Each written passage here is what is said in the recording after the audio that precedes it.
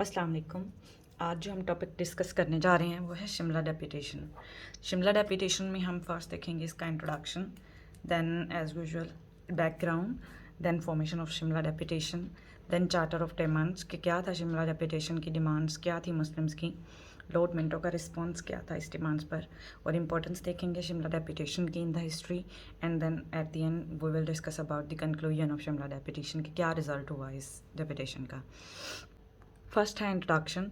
8 अक्टूबर 1906 को 35 मुस्लिम्स का delegation sir आगा खान की रिप्रेजेंटेशन में वाइसराय लॉर्ड मिंटो से मिला शिमला में। उस टाइम 1906 में Lord Minto was the viceroy of India.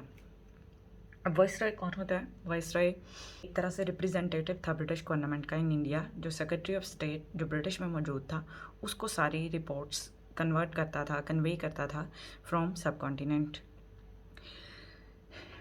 Shimla deputation was a landmark in the history of India, and Hindu-Muslim conflict was lifted to constitutional plane.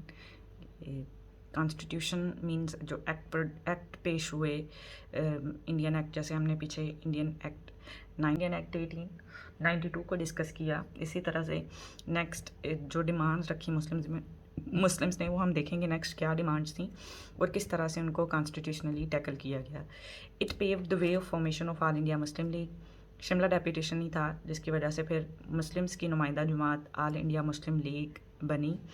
पहले Muslims and Hindus both were supporting Indian National Congress, but after some controversies Muslims realized that National Congress is not the representative of Muslims in subcontinent. Muslim leaders explained their charter of demands in front of Viceroy Lord Minto. Lord Minto के सामने sir आगा खान के representation में Muslims ने अपनी demands उनके सामने रखी कि क्या क्या हमें चाहिए ब्रिटिश गवर्नमेंट से। Without background and without connectivity हम हिस्ट्री को अंडरस्टैंड नहीं कर सकते। सो सीक्वेंस वाइज वीडियोस को देखें और बैकग्राउंड देखते हैं। अब हम शिमला डेपुटेशन का background and elements causing the formation of Shimla deputation कि क्यों बनाया गया शिमला डेपुटेशन का, इसके कुछ काजेज़ हैं। फर्स्ट है Hindi Urdu controversy. Anthony McDonald ने जो ब्रिटिश रिप्रेजेंटेटिव था उसने ऑफिशियल लैंग्वेज उर्दू को कैंसिल करके हिंदी को बना दिया। नवाब मोहसिन मलिक उस वक़्त उर्दू डिफेंस एसोसिएशन में थे। मुस्लिम्स को इस चीज़ ने बहुत ज़्यादा इनरेज किया कि उर्दू को हटाकर हिंदी को क्यों ऑफिस लैंग्वेज बनाया गया है। इस चीज़ ने मुस्लिम्स के दिल में हिंदूज़ के लिए बहुत ज़्यादा रिजेंटमेंट पैदा कर दी, जिसकी वजह से मुस्लिम्स ने अलग होने का सोचा हिंदूज़ से एक्चुअली। नेक्स्ट है partition of Bengal and Hindu reaction.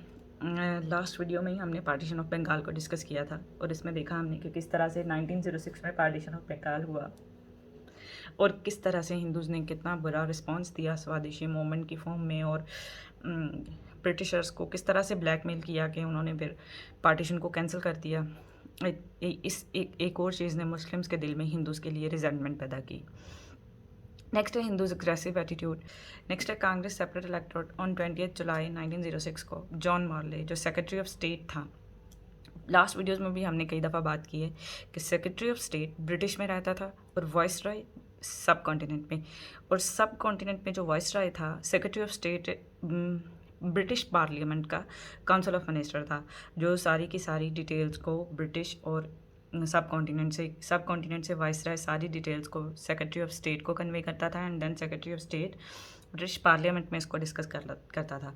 तो John Morley was secretary of state announced that government wanted to increase the number of seats of legislative councils. उसने ये ऐलान किया कि जो ब्रिटिश गवर्नमेंट है लोकल इंडियंस की सीट्स लेजिस्लेटिव काउंसिल में लेजिस्लेशन में इंक्रीज करना चाहती है। This could mean Muslim minority in the legislative council. अब अगर वो सीट्स इंक्रीज हो जाती तो ज़्यादा सीट्स एब्सोल्युटली मेजॉरिटी की फॉर्म में हिंदूज़ को मिलती, तो ये मुस्लिम्स के लिए बहुत ज़्यादा सेटबैक होता सब कॉन्टिनेंट में। इसलिए मुस्लिम्स ने शिमला डेपुटेशन की फॉर्म में गए वाइसरॉय ऑफ इंडिया के पास। नेक्स्ट है कांग्रेस पॉलिसीज़। कांग्रेस की कुछ बहुत बुरी पॉलिसीज़ थी जिसकी वजह से मुस्लिम्स मुकम्मल तौर पर अगेंस्ट होते जा रहे थे कांग्रेस के। सो मुस्लिम लीडर्स ने सोचा कि एक अलग से जमात बनाई जाए और एक मैसेज लेके जाया जाए ब्रिटिशर्स के पास और उनको अपनी लॉयल्टी का यकीन दिलाया जाए कि हम इंडियन नेशनल कांग्रेस की जो बुरी सारी की सारी फॉर्म्स हैं उनके साथ वो नहीं हैं। तो in view of above circumstances Nawab Mohsin suggested that, Nawab Mohsin ने जो मुस्लिम लीडर थे उन्होंने ये सजेस्ट किया कि डेलीगेशन जाए मुस्लिम लीडर्स की और वाइसरॉय ऑफ इंडिया के साथ मिले और उनके पास जाके अपनी डिमांड्स दे और उनको बताए कि क्या चाहते हैं वो। Formation of Shimla deputation, Mohsin Malik ने मेमोरियल साइन कराया मुस्लिम से from Peshawar to Bihar. Mister आकबोल जो प्रिंसिपल थे MAO कॉलेज के और मुस्लिम लीडर्स की काफ़ी जान पहचान थी इनके साथ, तो उन्होंने कांटेक्ट किया डोनाल्ड स्मिथ से जो सेक्रेटरी थे वाइसरॉय के। Viceroy was Lord Minto. So उन्होंने एक अरेंज कराई meeting between Muslims and Lord Minto और मुस्लिम्स के दरमियान एक मीटिंग अरेंज करवाई गई। Muslim delegation was comprised of 35 leaders as discussed earlier. So draft was written by Sayyid Ali Bilgrami. It's an MCQ, important MCQ. He did by Sir Agha Khan, जो मुस्लिम deputation था उसकी जो representation है वो sir आगा खान कर रहे थे। Okay, what were the demands of Muslims? Muslims ने ऑलमोस्ट कुछ डिमांड्स रखी ब्रिटिशर्स लॉर्ड मिंटो के सामने। First was Muslim should be given the right to vote under separate electoral system, कि मुस्लिम्स को सेपरेट इलेक्टोरल सिस्टम का right दिया जाए। सेपरेट इलेक्टोरल सिस्टम होता क्या है?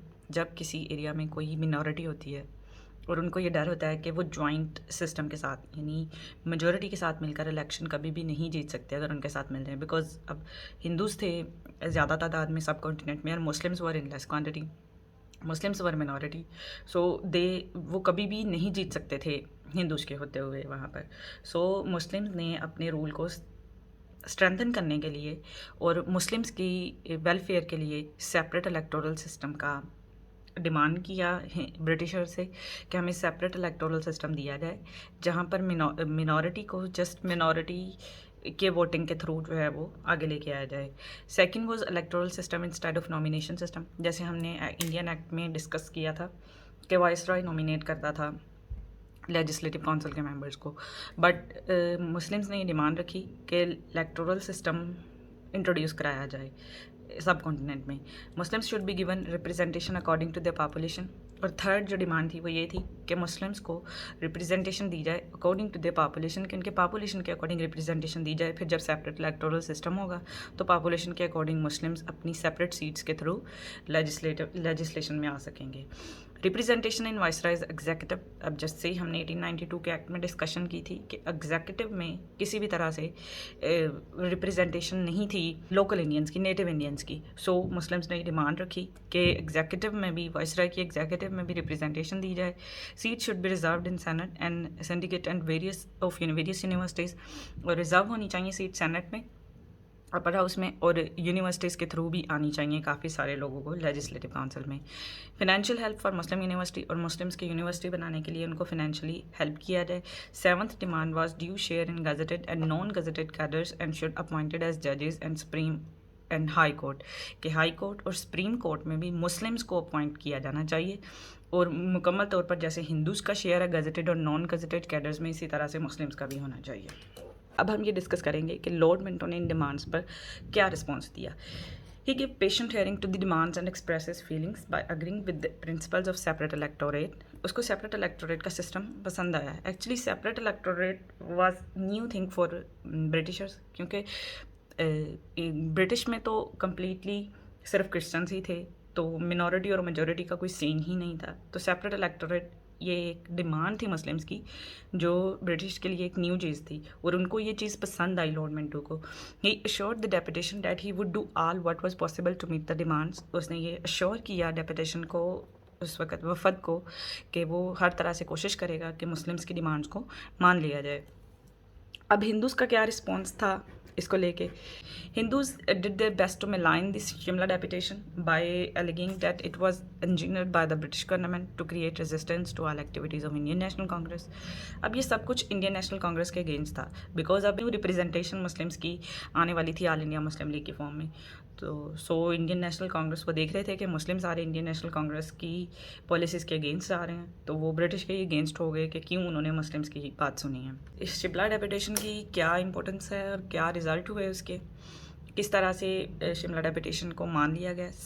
First was separate electorate was accepted in Minto-Morley reforms in 1909.